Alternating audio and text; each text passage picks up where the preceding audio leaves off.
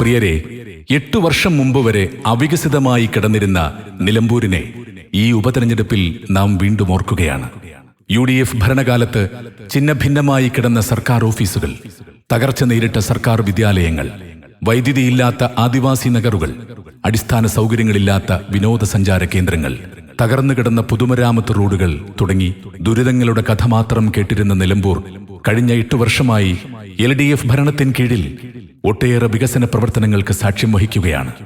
LDF സർക്കാരിന്റെ നേതൃത്വത്തിൽ 8 വർഷം കൊണ്ട് 1800 കോടി രൂപയുടെ വികസന പ്രവർത്തനങ്ങളാണ് നിലമ്പൂരിൽ മാത്രം അനുവദിച്ചത്. പ്രിയരെ, ആ വികസന തുടർച്ച ഉണ്ടായേ മതിയാകൂ.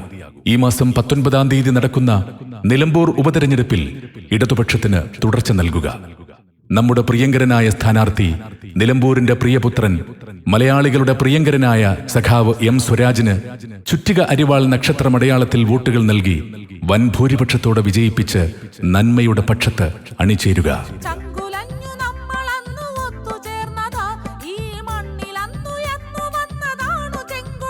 നിലമ്പൂരിലെ പശ്ചാത്തല സേവന മേഖലകളെല്ലാം മികവിലേക്ക് ഉയരുകയാണ്.